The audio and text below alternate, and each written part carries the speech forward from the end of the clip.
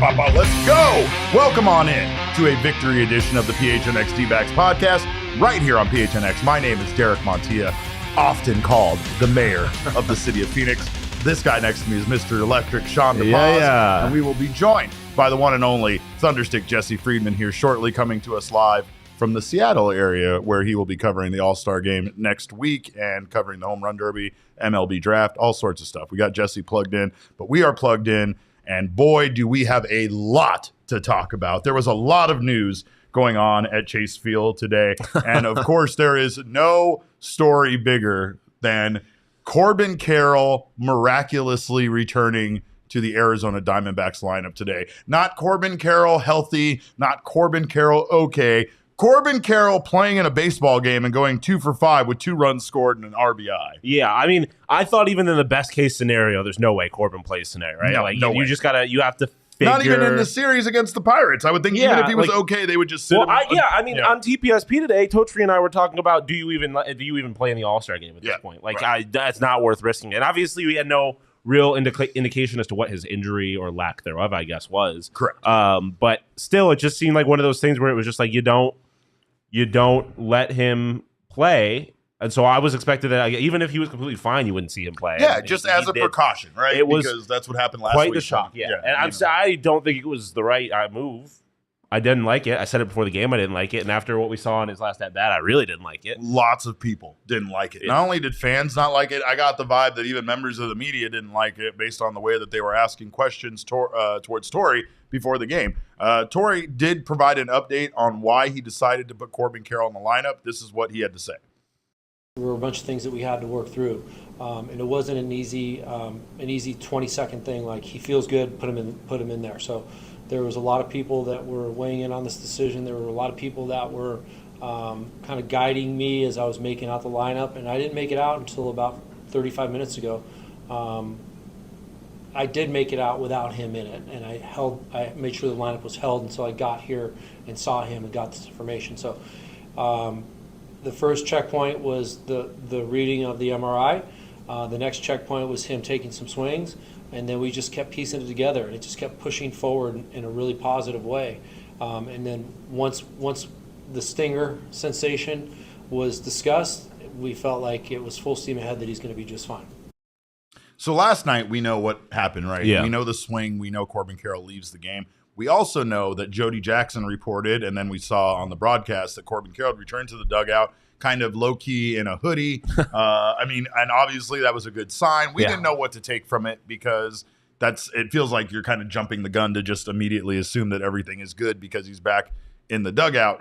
Corbin loves baseball, and he is the kind of guy that I'm sure that even if he was injured and didn't have anything to do, he 100%. wouldn't leave. He would just go back into the dugout if he was allowed to and go watch the rest of the game. So today's prognosis, today's update was very, very surprising. Before I got to the field on Gambo and Burns and Gambo, they were reporting that Torey Lovullo on, and Torey Lovullo had said that Corbin Carroll came to Chase Field early today. The MRI results basically showed no structural damage at all, and he was doing some test swings. The first time I saw Corbin walking around the clubhouse, he had a bat in his hand, and I was literally like, holy shit, what is going on, right? A lot of people probably feel that way, and I understand. But the problem is that the MRI showed no damage at all, no ligament damage, no structural damage, nothing wrong with his arm. Today, Corbin was feeling absolutely fine, and apparently he was the one that requested to go into the lineup. So when people want to grill Torey a bit here on this decision and say, Torey's honestly putting him right back in there, it sounded like Corbin was very adamant about being put in the lineup. Yeah, I mean, I don't care if Corbin's adamant. Like, you're the manager and he's the player, so you have to protect the players from themselves. Exactly. Like, sometimes. If he's not in the if you don't think he should be playing, then he shouldn't play. It doesn't matter how much he begs. And that's the reason why. Torey has said it in the past, where the decision on some medical things aren't even in his hands. They are in the medical staff's hand. The medical staff says that someone cannot play, they cannot play, regardless of what the player or Torey says. So again, that's part of the problem here. Or I guess you should say the reason why he played today is because the medical staff said that Corbin was fine. And I don't know. I mean, I'm with you guys a lot on this. I have a couple of feelings. For Corbin, I feel like just for his sake, I feel like, just leave him out of this series with the Pirates, right? Or at the very least, give him today off. Give him today off. Yeah. Let him just get to the All-Star break and the All-Star game so that he can go participate in that very special event. But even then, is that a bad look? Like if he doesn't play in the final 3 games of the first half of the season, but then he goes and participates in the All-Star game? I mean, I don't know if people would care all that much. I don't. Like they would understand. Yeah. And also, and I know he wants to play in the All-Star, but like you could just go hang out. Yeah. Like if your shoulder's not okay, but I mean, I guess it is. So Caesar says, plot twist, they MRI'd the wrong shoulder. I don't like that plot twist at all. That would be, I don't see how that would even be. That would be a whole other story, but bigger than Corbin at that point. That kind of, I guess that kind of incompetence has kind of been thrown around about this situation. People are very worried that him playing today, him being back out there is a problem. And we'll get to it in a moment, but there was an at-bat in tonight's game that was very scary. And the broadcast definitely brought up the fact that he looked like he was in discomfort with one of his swings. But here's what Carroll said about the sensation he felt in yesterday's game and how he, much like the rest of us, thought the season was over. Yeah, I took a swing. In the backswing, felt kind of a shift in my shoulder and a shocking, like tingling sensation go down my arm, and then my hand go numb. I mean, was holding it, kind of thought it came out of the socket. Pretty much just thought that the season was over. Yeah, we all did too. Yeah, it was, and this is for Cogs. I definitely it definitely felt like we were making a little bit of a dick mountain out of a molehill after the point. That was a joke I tweeted earlier. I'm not gonna pretend I just came up with it, but we definitely were. Cogs needed a dick mountain joke, but no, it did like it was a very weird like whole kind of like sequence of it being like, oh, the season's over, and then it's like, okay, it's actually not that big of a deal. Like we just really were reacting like the season was over when it wasn't. Yeah. But I mean, it showed that we weren't really overreacting. Like he said that even he thought it. Like we were reacting based off his reaction. Yeah. And his reaction was that his season was over. Right. It looked like he looked shocked in the moment. The look on his face looked like, I mean, it told the story of how he felt. Like there was no doubt in our minds that he was concerned. And I mean, he talks about like holding his arm like it had come out of the socket, It was definitely very odd. And that last at bat that we saw today was very concerning to me. To me, there's clearly something more going on, whether it's something mental that's going on, like Elise is suggesting. I don't know. I am not by any means like a medical person, so I don't really know anything. I don't know if it could be like a nerve type of thing. He tried to walk back like everything was fine, like everything was super that cool, was weird, like we didn't see it. It didn't even look like he got. Gabriel saying we weren't overreacting. They got shut out, and Carroll almost died. But yeah, man, it just like that was weird because it didn't look like he grabbed his shoulder. Like I couldn't. That looked almost like something else. Yeah. Like the way he kind of like stopped when he went to run. Yeah. It didn't even look like it was like a shoulder thing, but maybe it was more of just like he felt the pain. He kind of just stopped to not react. I don't know. It was odd. It was very concerning. It does seem like there's more going on. I wish he hadn't played tonight. But if he says he's okay and the doctor said he's okay, I guess. I don't know. I don't like it. But the Diamondbacks won. They snapped their 4-game streak. Losing streak, and a big part of that was Corbin Carroll, his participation in tonight's game, and Zac Gallen, of course, who is always good at Chase Field and always, honestly, always good after a loss. He is a great starter to come in after the Diamondbacks have been struggling like they were with that 4-game losing streak. But Corbin Carroll got his 25th stolen base tonight, and he is the first rookie, according to ESPN Stats and Info, in MLB history. With 15 home runs and 25 stolen bases by the All-Star break. He's pretty good. I mean, it's just the epitome of and it was a phrase I yelled multiple times tonight, like creating chaos, and that's part of how they won. And obviously, really tonight, Jake McCarthy was kind of the root of that. Chaos, but like I think in general, the create chaos spirit of this team roots in having probably one of the most dynamic base runners in the entire league, if not the most dynamic base runner in the league. So, like. Yeah, he's very good at baseball. He's very good. He's very good at baseball, and the way he's good at baseball makes other teams uncomfortable, and it makes the team better at baseball. That's right. Nicholas Gruder's in the chat send a super chat. Thank you so much, Nicholas. He says Corbin's shoulder is still bothering him. Bunting first 2 at bats, looking awkward. Grabbed his shoulder briefly in the last at bat. Yeah, you're absolutely right. Something doesn't look great. Momo Marte, thank you for the super chat as well. Momo Marte says Corbin needs to rest next game. Can't risk it. And no, we can't risk it. We can't risk Corbin. Protect Corbin at all costs. And I think that's the big key here. But, agreed. Carroll did talk about when he kind of felt confident about his shoulder being okay. And that included the fact that he went back and looked at the at-bat, and he felt like it was more of a very awkward swing that caused the sensation more than him really being injured. Here's what he had to say about knowing that he was right again. Honestly, it helped seeing the swing and like realizing how awkward of a swing it was, and seeing it just not really look like my swing. Where it's like, hey, maybe there is just the off chance that this was just an awkward swing that put my body in a little different position. I'd say that was an element that helped. Obviously, the medical team checking me out, and then kind of a final, relief was getting the MRI results back today.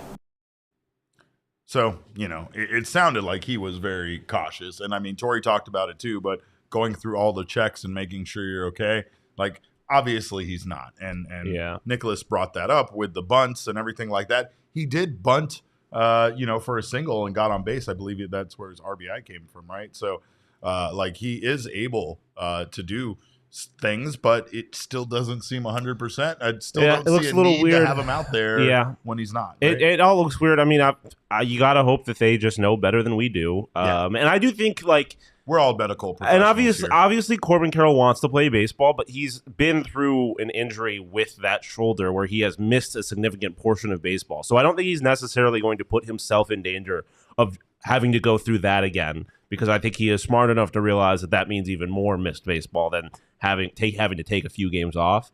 Then again, I don't know if taking a few games off fixes this problem, if it's something deeper than that. So I don't know. It's definitely an odd situation, but I'm not going to look a gift horse in the mouth. Like if he's playing and he's on the field, I'm going to take it. Well, and Torrey brought up there isn't a real roadmap for his injury, and especially when you're going through it, you can ask people. There's other people that he can reach out to that have gone through a similar injury and have had a similar surgery, but there's just nothing. He said there's literally no book. There's books on a lot of these injuries that you can actually know what's going on and what to expect, and this injury just is one that there isn't a lot of information on. So hopefully they just err on the side of caution, and like I said, I think that's why we're all kind of surprised that he was in the lineup tonight.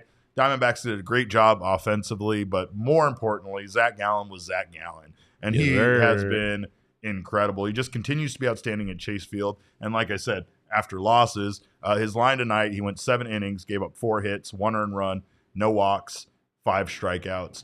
His home record this season now is 9-0 in 10 starts. He has a 1.47 ERA.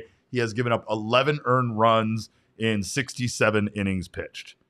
Fantastic. Just incredible. But damn good. Here's what's wild.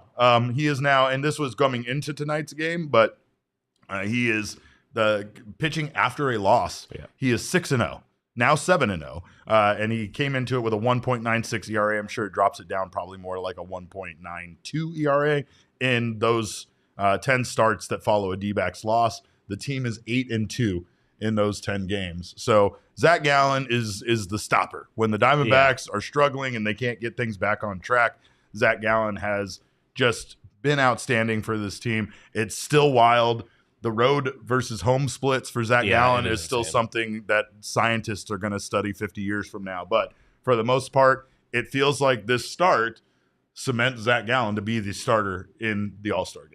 Yeah, you'd have to hope. I mean, obviously, Spencer Strider's no longer there, and I mean, I know we didn't really have him as one of our possibilities, but I mean, I feel like Zac Gallen has it obviously lines up perfectly. Mm-hmm. Like he will have full, not that he would be putting in a full outing, but he will have full rest at that point, which is nice. But yeah, I mean, he's the best pitcher in the National League. It's not a conversation at this point. I don't really think. I think that you're mentioning his record after losses, like. That's what makes great pitchers is like those bad performances are one-offs. Like he doesn't let bad performances like kind of pile on top of each other. That's why he's so amazing. Yeah. So yeah, I mean, I think it's in my mind a foregone conclusion that he is the starter for the National League, which you can get plus money, like plus 210 odds. On BetMGM just for the National League to win. Oh. As if they don't have the best team in the league. Let's go. What are we talking about? What are we even doing here? Come on. I don't know. Just saying. Speaking of pitchers, though, Justin Martinez made his Major League debut tonight. He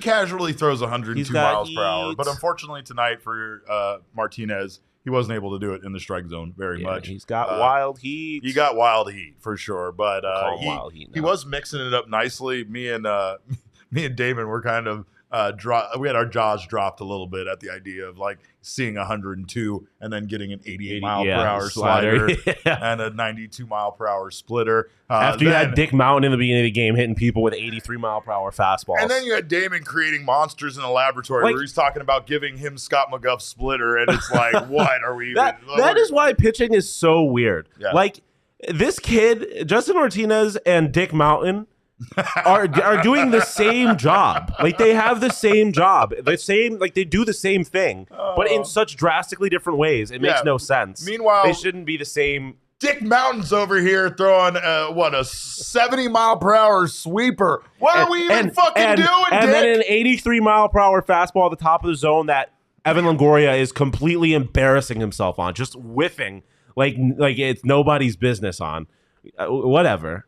Baseball's weird. Not only is baseball weird, but when you talk about those two pitchers in particular, Dick Mountain is double the age, more than double the age. That's insane. He is 43 years old, and our young pitcher on the mound tonight, Justin Martinez, is 21. That's disgusting. So that is absurd. Yeah. Dick Mountain looks like a movie character. Like when he's out there, I'm sorry. Yeah. He looks like a heartwarming Disney movie. He looks like what was the name of the old guy in Major League? Like like there's the old like kind of incumbing guy. The catcher. No, the pitcher who cheats. Pitcher.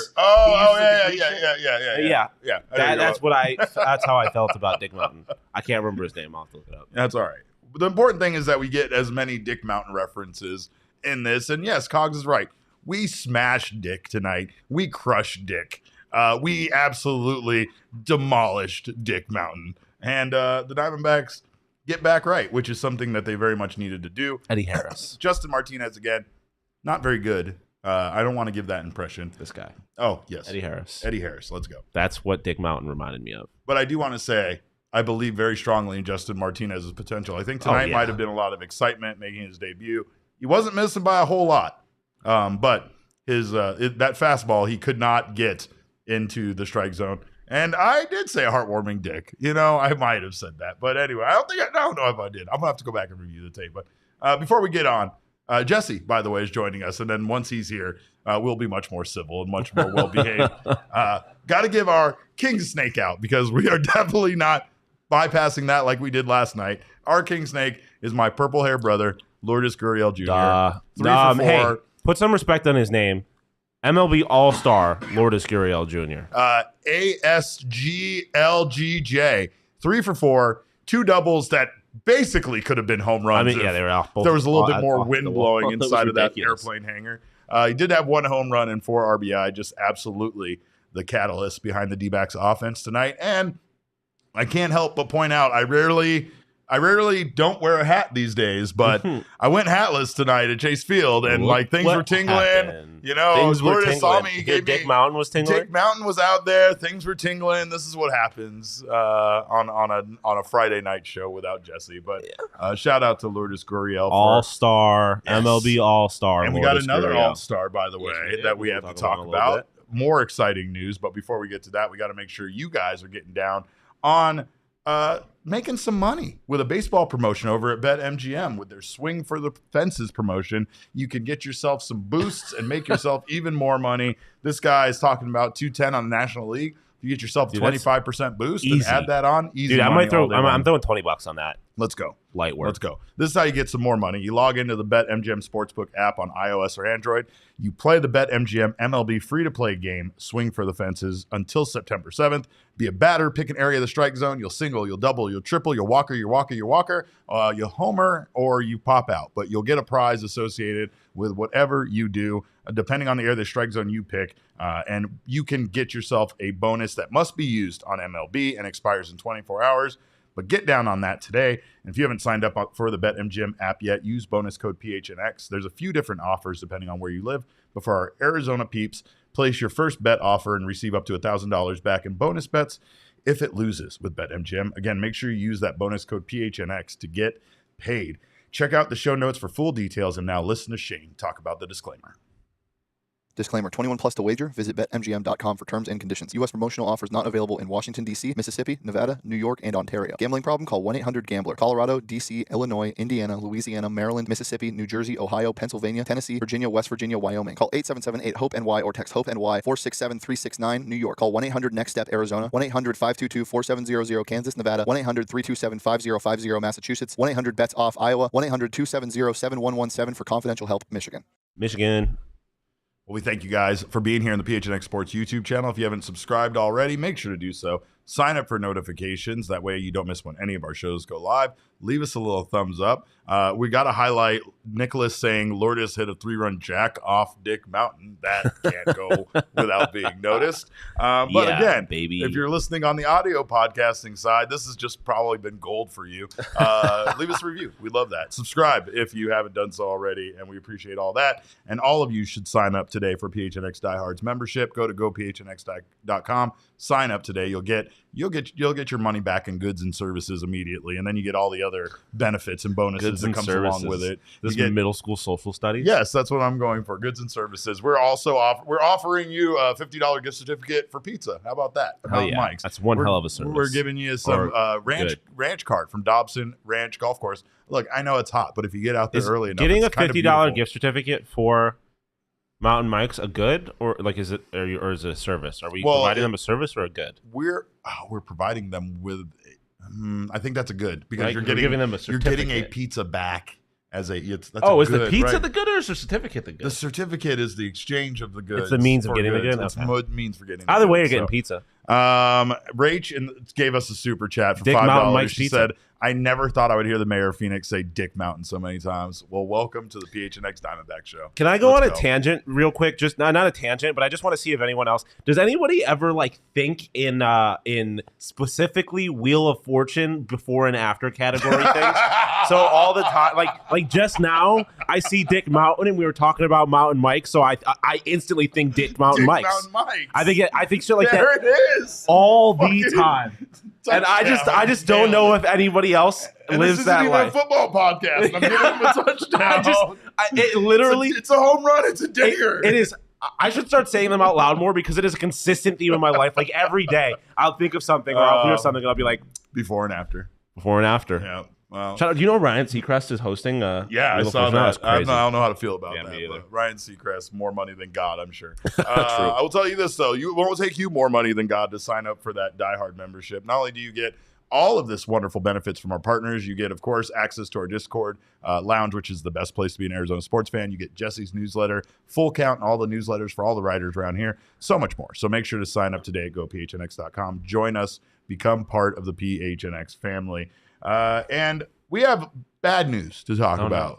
We have good news with Corbin Carroll. Yeah. We're gonna do one of those like a review, right? We're gonna do good news, bad news, good news sandwich, right? So it's time for the bad news, and the bad news, of course, can't be just brought to you by the two of us because we're in too good of a mood. We got to bring Jesse Friedman. I think it'd be like the bad news is Jesse Friedman is joining us from Seattle. Jesse is here. I'm afraid I got some bad news for you. You don't get a Jesse-less episode this time. No, everybody loves Jesse. And Jesse, welcome on in. We are glad to have you here from an undisclosed location in your safe house in Seattle. Is that a dorm room or something? What? Before we Seattle is gorgeous, guys. Can you see? Can't you see? Look at the Space Needle behind him. This atmosphere. All right, so Jesse, what were your thoughts on Corbin Carroll playing in today's game, and given the nature of his injury and everything that we saw yesterday, just him being okay?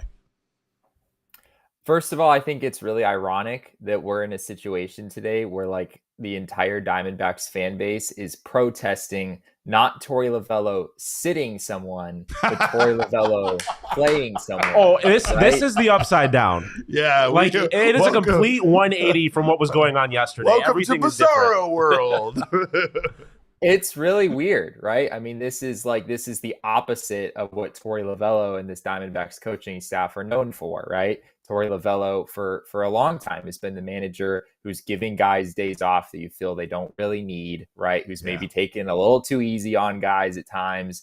And I think, fans have been frustrated with that over the years. And today it's Torey Lovullo, forcing Corbin Carroll into this game, which obviously was not the actual story, as you guys described earlier. Torey Lovullo sort of suggested that Corbin sit this one out, and it was Corbin who was like, no, if you guys are telling me I'm good, I'm going to get in this one.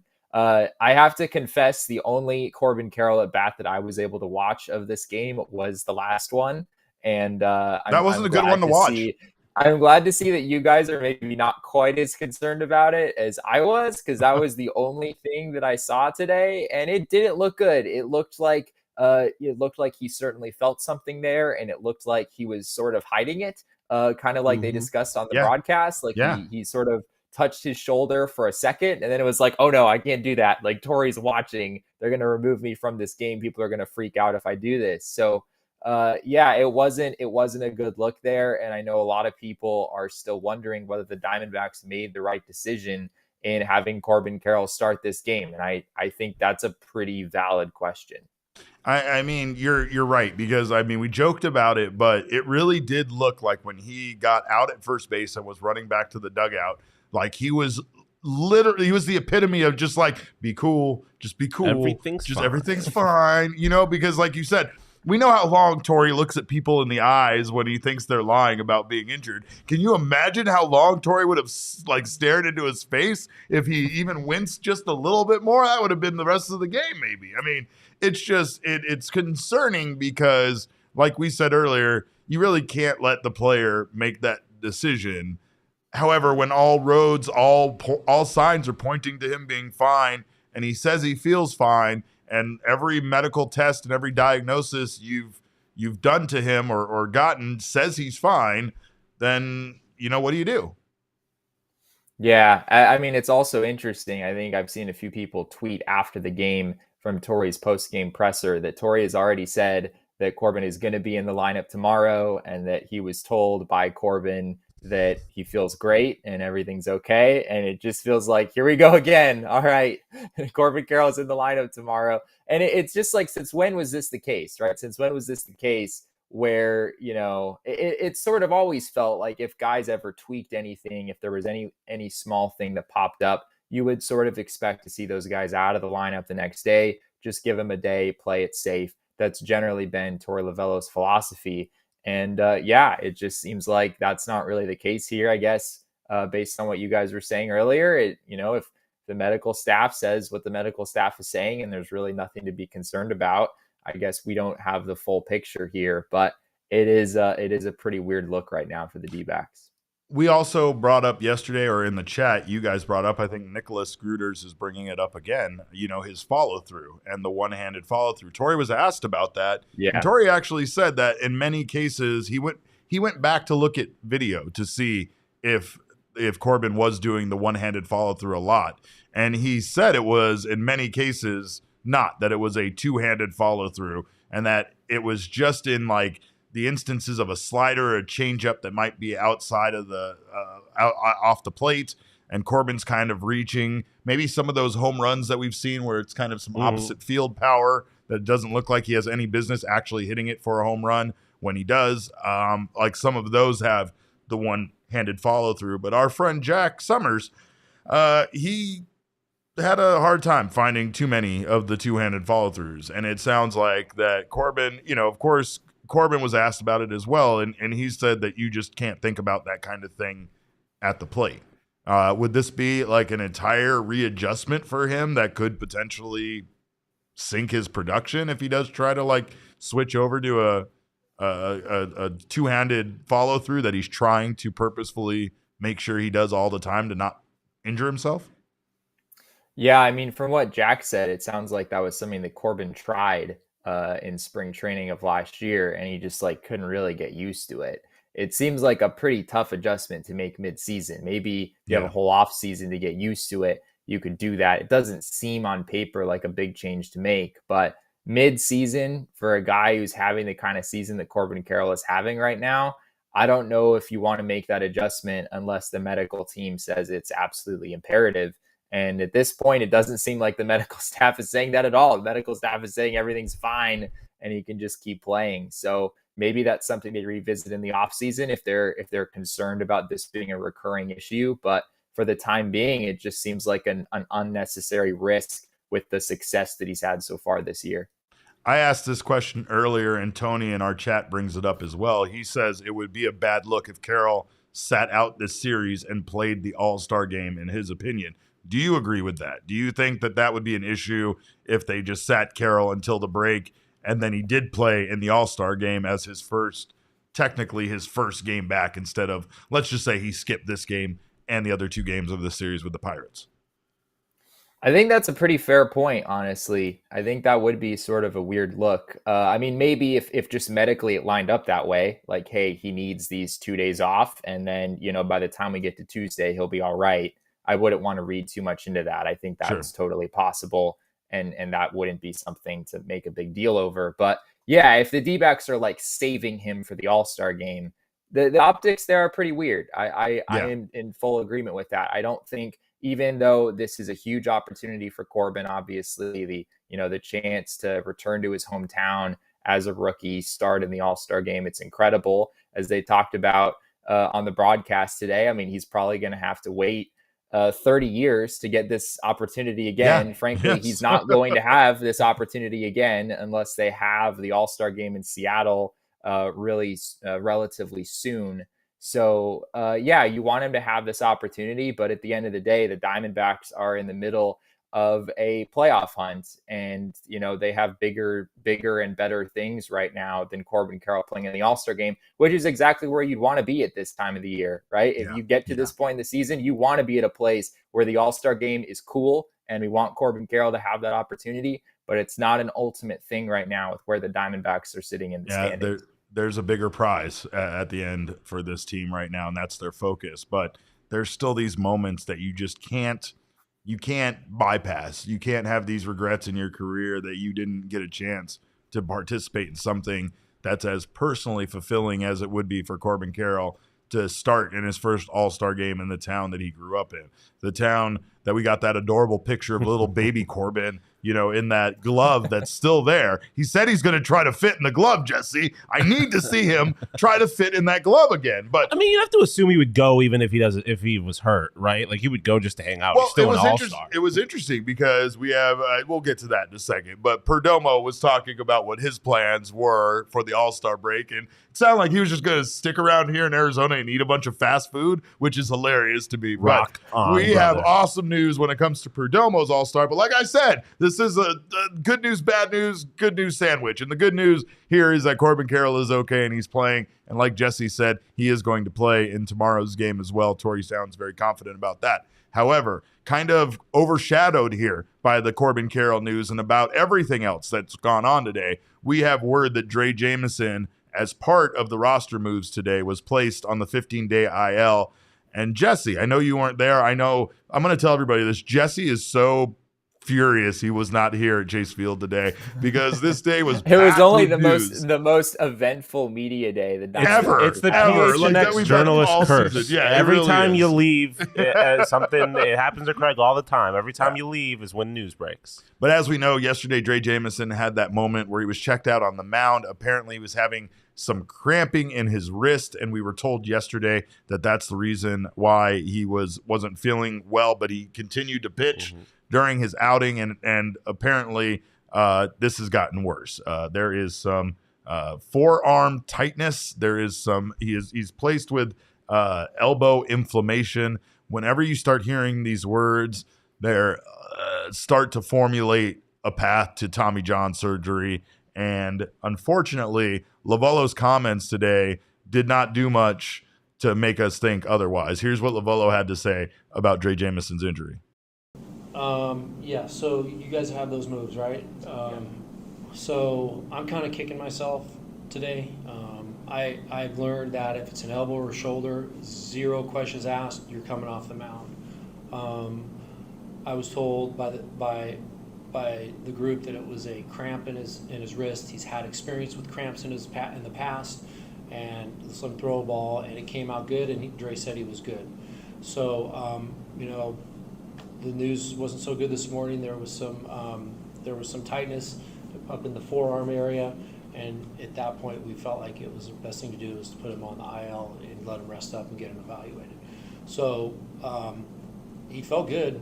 He was talking about how good he felt, and he was able to throw all pitches, and came to the dugout, said he still felt good. Obviously, you asked the burning questions like, what's going on? How do you feel? Threw a great pitch to was Vogelbach to strike him out after about an 8-10 pitch at bat. So everybody was riding high over his outing, but this morning the news wasn't so good. What's the concern level is going to be extended period? For Drey? Yeah. My concern level is fairly high. Like, first of all, don't play dumb with us. You know we're talking about Drey. Your concern level? Who do you think we were talking about? The team's concern? No, we're asking about your concern level about this man. And when he comes back with his concern level being high, I felt like you could hear a pin drop in that room for a brief moment, Jesse, because I don't think any of us thought yesterday that it was as bad as this, and now we're finding this information out. It kind of once again goes back to what we were saying about Corbin Carroll, where, like, can you really trust a player to tell you that they're okay at times when they are as dedicated to playing the game as two guys are, like Corbin Carroll and Drey Jameson?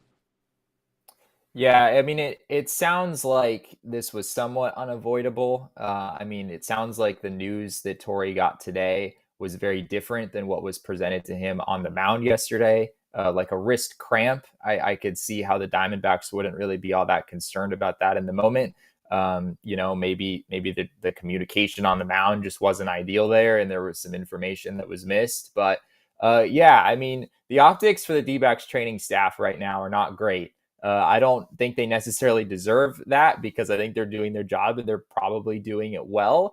But it's not great when you have like back-to-back occurrences of guys having injuries and not coming out of games, and then those injuries appearing to be much more significant. In Corbin's case, as far as we know, that an injury is not significant, but in Drey's case, he continued pitching in that game. And today we get about as bad of news as you can, at least as ominous of news as you can possibly get about a pitcher in this league, right? Forearm tightness. I mean, those are the magic 2 words right there. So certainly hope for the best for Drey. The other narrative that will certainly develop, that I'm sure we'll get to if it does happen, that Drey Jameson has something serious, is the D-backs have done the back and forth thing with him all year, right? A whole bunch of times. And Mike Hazen said over the offseason that he didn't want to do that. He wanted to be careful about, having a guy come in as a starter and move him to a reliever, and then come back as a starter, move him to a reliever. He wanted to be careful about that. And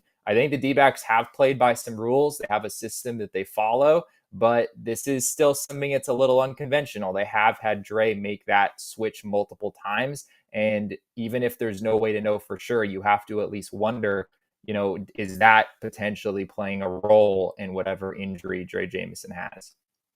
Does this injury fly under the radar a bit more with all the things going on with Corbin Carroll? Like, would this be a bigger story or more noticeable if everything else that was going on today wasn't going on? 100%. Like, yeah, there's obviously, I mean, like we would be titling our show like, Drey Day is over, and we would all be like, we'd be in a terrible. You potentially lost somebody who you thought was going to be a key part of the bullpen for the season. Like that would, for a team that you think is going to make the playoffs, that's a pretty massive loss. And I personally was like loss. Very high on just Drey's just mentality. Like I had said before, he seemed like the kind of guy that was going to end up winning this team a playoff game. And maybe not even necessarily this year, but being like a critical part of this. He had the mentality of a guy who, like, I mean, we talk a bunch about how he kind of relishes in the high leverage situations. Why I thought he might have eventually, and I'm not, it's not like his career's over. Like he still can eventually, like maybe make a great closer type thing, but. I thought he was the kind of guy that could have had a big impact for this team late in the season. And if he is done for the season, he obviously won't get that opportunity, which sucks. It sucks. And it just also reinforces their need for bullpen help at the deadline if they are really going for it. Yeah, you're right. Now, Drey's injury impacts a couple of things, right, Jesse? Because with the roster moves today, they called up Justin Martinez.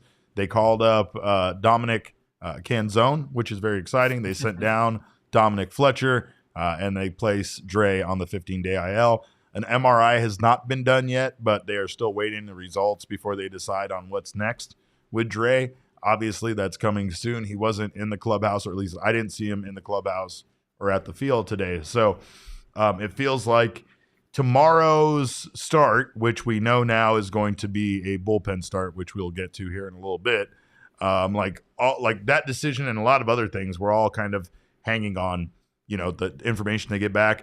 If they have to potentially move Drey Jameson to the 60-day IL, then that frees up a 40-man roster spot that they could potentially bring up somebody else or at least make some moves around. Yeah, I mean, Slade Ciccone was the name that we've talked about as lining up for the start tomorrow if the Diamondbacks went that route. I guess the door's not necessarily closed there. I mean, you could start Kyle Nelson and then bring in Slade Ciccone and, try to get 4 or 5 innings or something, have him be kind of your length guy in the game tomorrow. We don't know that for sure. But yeah, I mean, the D-backs have already moved Drey off of the active roster, obviously. But if they did move him to the 60-day, that would move him off of the 40-man. And then the D-backs would have an open 40-man roster spot where they could call up a guy like Slade Ciccone. As things stand right now, they don't necessarily have a clear 40-man roster move. They DFA'd Connor Pilkington today. That was kind of the clearest one in my book. They've already played that card in order to open up a 40-man spot. So I guess Luis Frias is there. D-backs could maybe go that route of DFAing Luis Frias to try to open up a spot that way. But yeah, we'll see how they piece it together. I guess after Zac Gallen gave them 7 innings today, they probably felt better about relying on the bullpen tomorrow. Yeah, for sure. And even with Justin Martinez's struggles, they really left him out there to just kind of figure it out. And I mean, it wasn't great. It was bumpy. It was everything that you don't want your first outing to be. But I understand how this coaching staff at times wants to help these guys kind of just get over those initial, like that anxiety that you have of making your debut. And again, just show you that, like, yeah, you can give up some runs. And it's no big deal. We still won the game. Like, yeah, you can get nicked up, as Torey loves to say, but it doesn't mean that you're dead or you're defeated, right? So, like, in a lot of these cases, I feel like it's building up the confidence and trying to get these guys to believe in themselves. And today's outing with Justin Martinez was kind of double fold, because not only did it do that, but he really did need to try his best to eat up some innings if he is going to go with a bullpen start tomorrow, which sounds like that's going to be the case. But moving on to happier topics, Jesse, Geraldo Perdomo was named a National League All-Star after Dansby Swanson, ironically enough, has to step out with some sort of heel injury that he has. But let's be honest, Perdomo belonged in the All-Star game this entire time. The man has a 2.4 WAR. He has been hitting the crap out of the ball. He is our risk king, and it was awesome to see Perdomo get this acknowledgement. I tweeted this again today, and I know I've said it on the show multiple times, but just to reiterate, Geraldo Perdomo had the lowest OPS in baseball last year. Yeah, he was the worst hitter essentially in baseball last year, right? He was essentially the worst hitter in baseball. Yeah, of all guys who had 500 or more plate appearances, no one was less productive with the bat than Geraldo Perdomo. I just took a moment today to just kind of stare at the graphic that we made of Geraldo Perdomo, like in the NL All-Star. Like, it's just wild. It's just wild. I mean, of all of the things that of all of the players that could possibly have taken that step forward this year, there's so many other guys, right? We would have picked Jake McCarthy first. We would have picked Alek Thomas first. We would have picked probably Gabby Moreno first. There's a lot of other young players on the team that you would think would have taken this step before Geraldo Perdomo, and yet he's done it this year. And I know we've talked a lot about the expected stats and the hard hit rate and the story that all of those things tell of maybe Perdomo not being able to maintain this in the long run. That stuff can be true while also honoring what Perdomo has done to this point in the season, which is really incredible. In my book, even as big of an analytics guy as I am, that doesn't take away from the actual literal production that Perdomo has given this team to this point. It's really impressive. He gave a lot of credit to God for his improvements, which I'm sure frustrates a lot of writers because they wanted to know actually what he did. What did you do? And he was basically like, it's because of God. And so I respect that because I know how angry it made some of the writers. So that alone was funny to me. But yeah, you're right. I mean, when you take a look at his numbers, he has a 796 OPS, 381 on base percentage. We know what he's been able to do this year with runners in scoring position. He's just been absolutely outstanding, literally one of the best hitters in baseball when it comes to runners in scoring position. But it was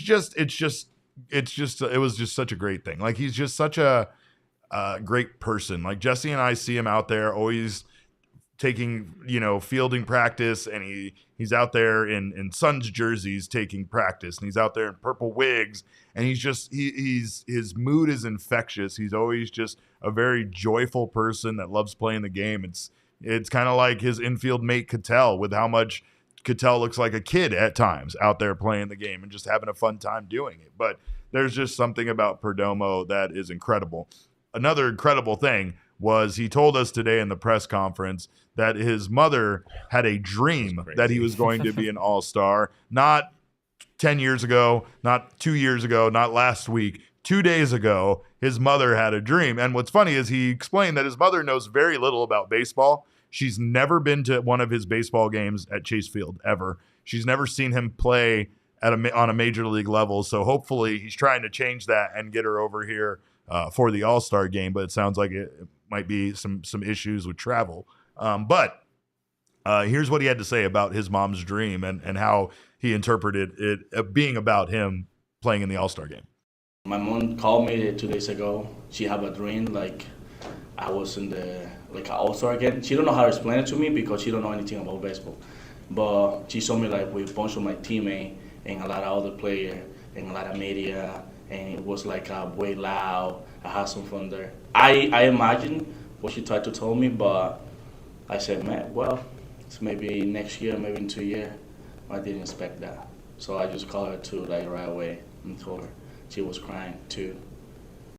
Oh, it's so wholesome and beautiful. And also, love Jerry P. I need to know if his mom dreamt about the lottery numbers, which he was asked, and he said he didn't think so. But Jesse, again, just a wonderful story when it comes to Perdomo.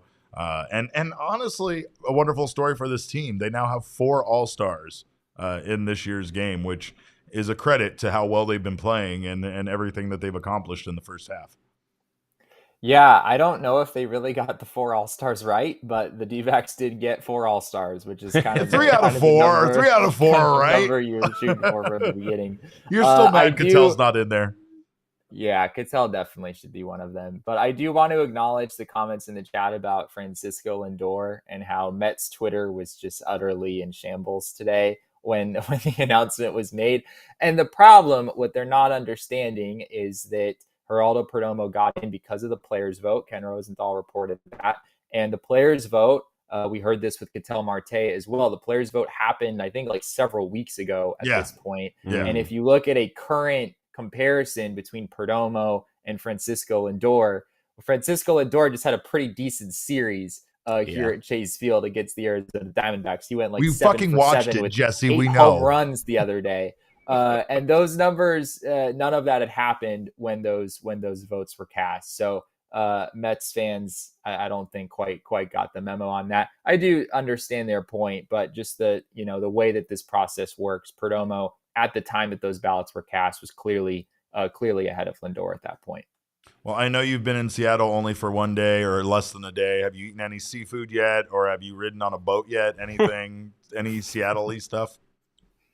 I had salmon for dinner. Hey, let's go. Son of a bitch, I'm jealous. I wasn't expecting that, but good for you. They don't have salmon. They don't have salmon in Arizona. All right, they only have salmon in the Northwest. I've been told by fishermen that pink crap they sell in the supermarkets is not what it's supposed to look like. So I know what you're talking about. But we look very forward to you joining us. We look forward to you joining us from the somewhere in Seattle for the MLB draft. We don't know if you will actually be able to do anything on premise there at the draft, but we will have our draft show on Sunday, and then we look forward to tapping into you quite a bit. A lot of people want to know if you're participating in the home run derby. Any changes there to your mindset about that, or no? Still a no on being in the derby?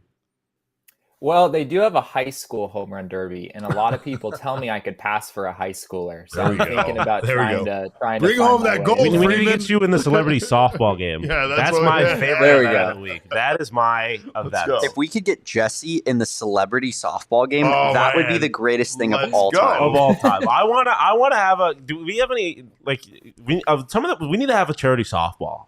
Imagine how fire a Friedman National League celebrity softball jersey would be. It would be. Are you kidding? I would wear that. I would buy multiple. Yeah. I would have one that I would hang up. I would have one that I would wear every single day until it no longer was noticeable as a jersey, and then I would just have another one. Yeah. In case I spilled something on my first one. Yeah. Well, we're going to talk about marijuana products now, so we're going to let you go, Jesse. But we appreciate you stopping in, and we look forward to getting updates from you next week. Sounds good. See you guys. Bye, Jesse. Buddy. Later. And speaking of marijuana products, OG's Brands has a solution for all of life's problems. Wins, they got you covered. Devastating losses like last night, they have you covered there too. It doesn't matter. Is your mind spinning? You need to get a good night's sleep. They have Sleep Edition gummies. Exhausted and sore, they have Therapeutic Pigs RSO, Rick Simpson oil. Some of the best you can get. Can I just say, I had never heard of Rick's RSO until OG's, and I had got a bag of it when we first launched our partnership with OG's. Yeah, brother, they don't mess around. The RSO don't miss. The RSO don't miss. I mean, it was made for its medicinal purposes. So if you got stuff going on, check out the RSO. But damn, even if you don't. Fun story. I found out if you've had your gallbladder or appendix removed or certain organs, maybe you have a medical condition. Sometimes edibles don't work for you at all based on how they're made. That suck.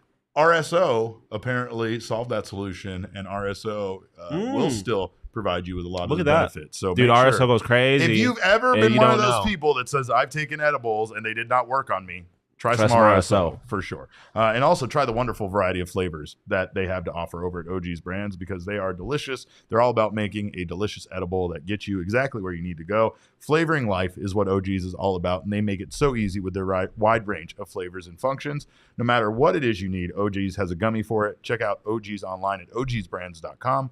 and on Instagram at OG's Brands. You can also find their products at your local dispensary. Must be 21 years or older to purchase.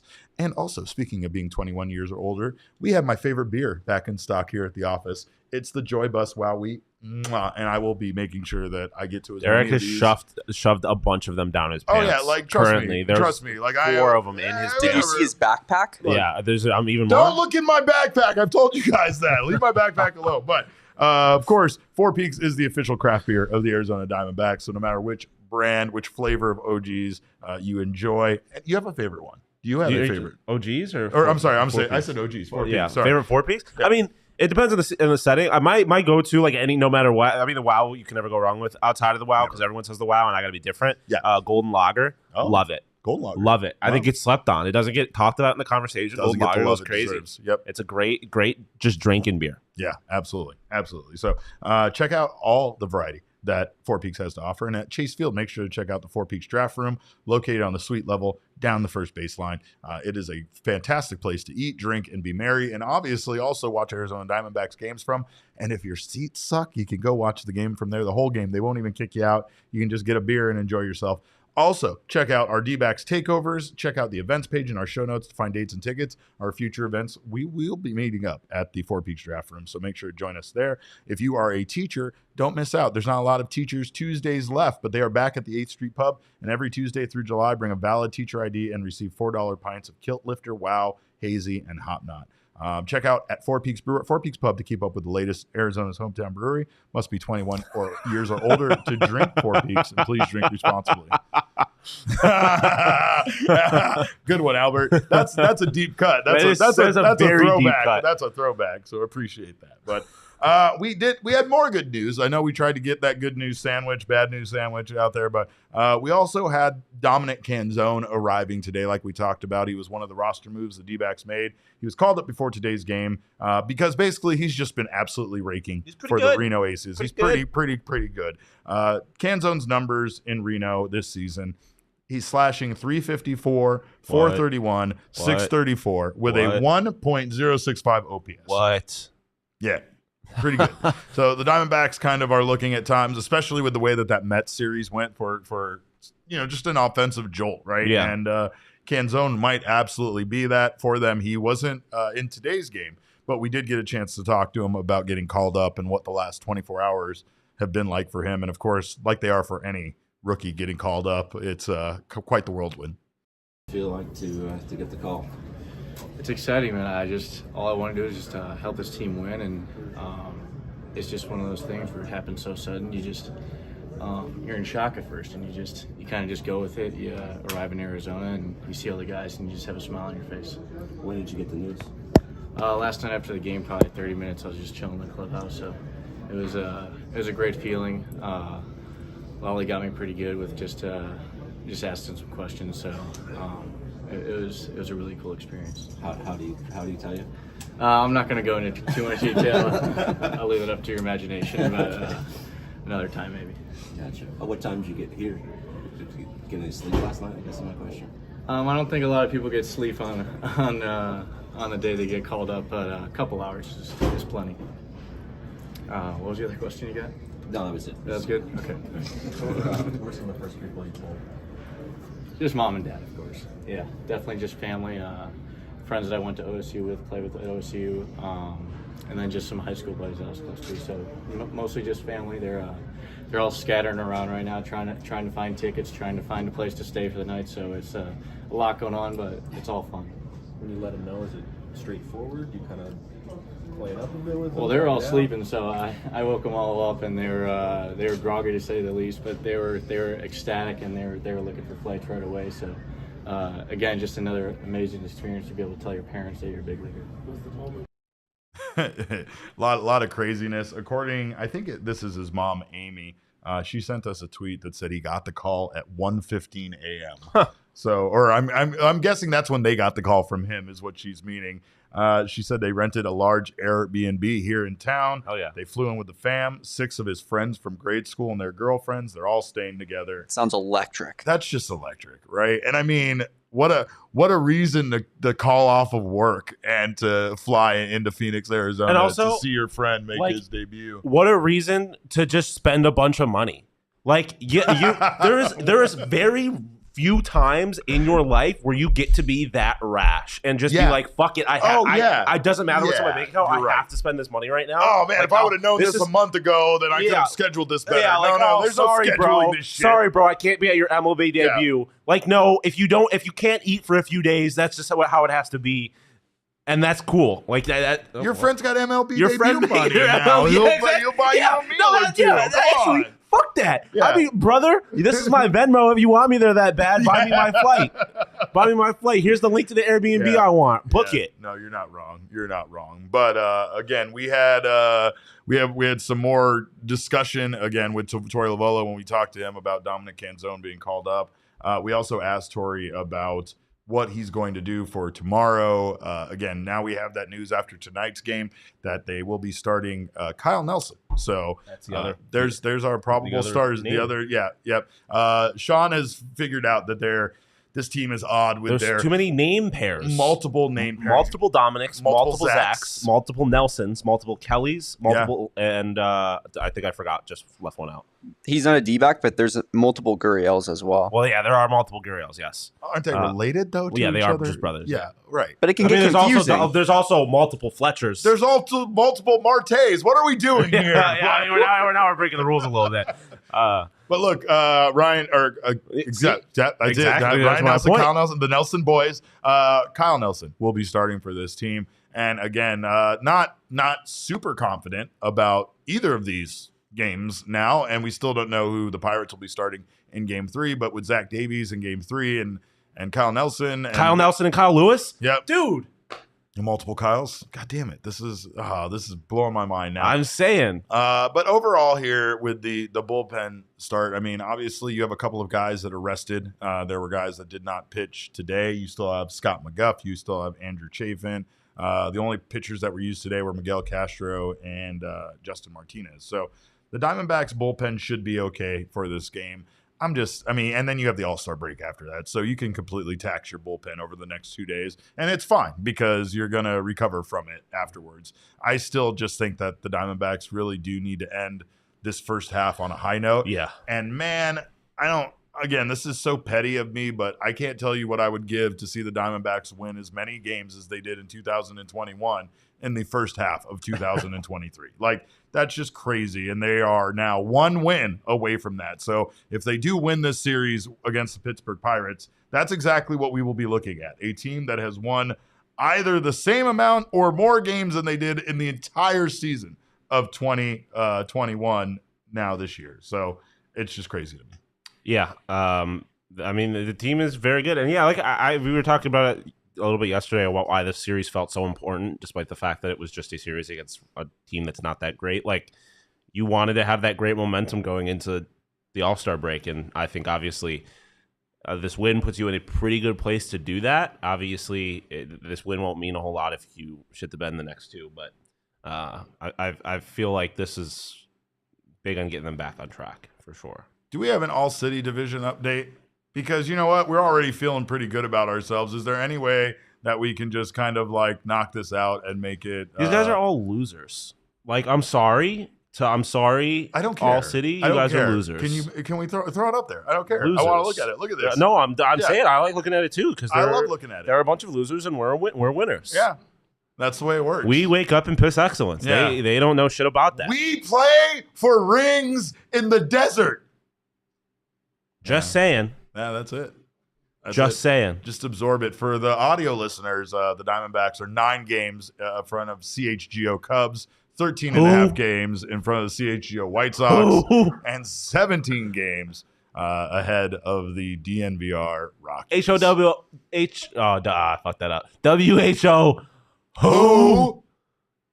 Yeah, that's where we're at. Who? Feels good to be on the top. Yeah, shout out the Cubs, though, because the New York Yankees. They did. They beat the Yankees, but it feels good to be on top of Dick Mountain. You know what I mean? Like, that's how I feel today. So we have climbed to the top. Yeah, we have summited Dick Mountain, and it feels good to be on top. Of Dick Mountain. Yeah. There you go. Got to get one last one in. Of course, make sure to check out some of our friends that are providing us with wonderful clothing, and you should get in on this too, including Bird Dogs, which makes some of the most incredible pants and shorts and joggers ever. It's right up your alley, I feel like. Right. Yes. Like, it's very much like I need to coordinate. And they look good, but they're like comfortable, and I feel like that's kind of your whole. That's it. That's it. Shirts. Like, that's exactly stylish but comfortable. These shirts do not wrinkle, and they feel great in the summertime. And Bird Dogs are like a short pant version of the short, just without the crazy patterns. And which that I got to balance it out. You can't have shorts and shirts with crazy patterns. You got to go with a simple design, on your shorts, on your pants. And honestly, the cool thing about Bird Dogs too is they have the built-in liner. The built-in liner. And they're usually like fun colors and stuff like that. So it's a little hidden surprise of funness. Are we going commando with the I think so. lineup? Yes. Is that what we're doing? Yeah, I think that's I'm here for it. Can we have that conversation? And David, I'd be interested in you. Like, if you've got the compression short lining in the shorts, you're allowed to. I don't do it myself personally. That seems like I don't far judge. too many layers. But I don't judge. Exactly. Why do you have so many? Well, I would layers argue on? that the way I feel like live your life, Damon. Live that your seems life like a lot. free. Like, it's a compression short. It's like underwear. No, it's more than fair. Do you wear underwear under your bathing suit too? Yeah. Oh, you're a weirdo. You're a weirdo. I don't be like do. him. I don't have. Be like us. I don't have bathing. Like, I don't have a bathing suit, so I do wear underwear just under basketball shorts when I go swimming. But yeah, I just think having underwear under the lining, under the shorts, would be too many. That's too many layers. They also have shorts and pants with like multiple pockets, which was what I need as a dad. I can't go without my cargo shorts. You know, I can't. I need pockets, and Bird Dog has all of that. The interior liner, the khaki shorts they stretch, they look good. They're everything you need. So they fit way better than regular shorts that are made of that stiff, restricting cotton. And of course, they have their patented Cloud Knit fabric that makes that looks just like khaki but stretches, so you get a way slimmer fit without having to sacrifice movement or comfort. So go to birddogs.com/PHNX or enter code PHNX for a free Yeti style tumbler with your order. Again, that's birddogs.com/PHNX or promo code PHNX. You won't want to take your bird dogs off, we promise you. Foco, by the way, decorating our set, giving us little wonderful pieces of works of art, is a leading manufacturer of sports and entertainment merchandise with a product line that includes apparel, accessories, toys, and most importantly, collectibles. These things are amazing. They're numbered. They are limited edition. Complex bobbleheads I've ever seen. It blows my mind. Yeah, it is an Arizona sunset. And Jesse's still trying to figure out what player that is. But of course, it's spring. It's Carson Kelly. Yeah, Carson Kelly. By the way, without facial hair, is still weird to me. It's baseball season. Got to get all your baseball stuff. You do it over at Foco, and of course, you can get 10% off with our promo code. Foco always has our back for Arizona sports, even when those other companies don't. And of course, they have yours too. Get the best gear around by visiting Foco.com and using code PHNX. For all non-presale items, use the code PHNX and you'll get 10% off. And of course, last but not least, we thank More Furniture for giving us more furniture here around the office and making us so comfortable. I don't even want to be at baseball games anymore because it's not as comfortable as the chair is not as comfortable as our recliners out there. I hate it. Not a shot. And it's like I'm sacrificing that ridiculous delay we've talked about with the baseball games. I'm sacrificing the excitement of being there at a baseball game and just absorbing that entire atmosphere. You guys saw I ate a Sonoran dog tonight. It's the best thing you can eat in that ballpark, but it's still not as good as sitting in my More Furniture recliner. So make sure you check out all the wonderful furniture they have to offer and make sure you make your space comfortable. Get it delivered with their white glove delivery service that we received here at PHNX. Save big on the best furniture in the Valley when you head to morefurniture.com. Well, that is all we got. Like we said, guys, we'll be back on Sunday with our draft show. We will be here for the start of the draft. I think it begins at 4 p.m. Our time here, Pacific Standard Time. So we will start around then. I believe the Diamondbacks game will probably be wrapping up around then too. So we'll talk about that as well. And we'll get you to the Diamondbacks 12th round. We're not 12th round, 12th draft pick in the first round of the MLB draft. That would be crazy to stay around till the 12th round. But yeah, you're staying around. Yeah, don't tell Saul. Saul will make us. And somehow I am too. Yeah. Damon's got to be here the whole time. Have fun with that, y'all. Yeah, but we thank you guys, of course, for joining us tonight, and again for loving the Diamondbacks. You can follow us on Twitter and not on Threads. We're not answering any tweets on Threads or whatever they're called over there. I'm at _caveman. With Are they just called Threads on both social media? I think so. I don't know. Someone called it a spool, and I wanted to drive to that person's house and punch them. I'm at Shawn _DePaz on Twitter and not on Threads. It's different, and I'm not telling you what it is because fuck Threads. I don't want your follow. Follow me on Twitter. Damon Dog. We are all Damon's dogs. But of course, Damon is at Damon Dog, DAWG on Twitter. Our show's at PHNX _DBacks. And of course, all roads lead to at PHNX _sports on Twitter, Instagram, and Facebook, and Threads too, I suppose. But we appreciate you guys stopping by. We thank you so much for your time on behalf of all of these guys. Show's been so unhinged. That's what happens when Jesse's gone. This is what happens when Jesse's not. There's no supervision here. The Cubs beat the Yankees for the first time ever today in the Bronx. They've played 8 times in history. What are we doing here? They've played 8 times in history. It's not that impressive. Why not? Like pitch clock, get on board with it. New schedule, get on board with it. Why 8 times? Those teams have been around since the fucking dawn of time, and they've only played each other 8 times in the Bronx, and then 11 times in Chicago. So 19 total times in the history of baseball. They're the 2 biggest franchises of the last 100 years. Whatever. Baseball's been stupid, but we fixed it. It's all right. Yeah, he's right. Follow me on Twitter. Right. Don't follow me on Threads. Twitter, on Threads, wherever. We said all the things. We thank you guys for being here. We were gone. He just had to get one last rant in. You want to get one last Dick Mountain comment in? It might be a while before we face him again. Well, I'll say it once. I'll say it again. Don't make a Dick Mountain out of a molehill. All right. That's a good one. I don't know if I can do better than that, but we thank you guys for joining us. On behalf of everyone, again, thank you for your time. And remember, kids, baseball is fun, but it's so much more fun when you conquer Dick Mountain.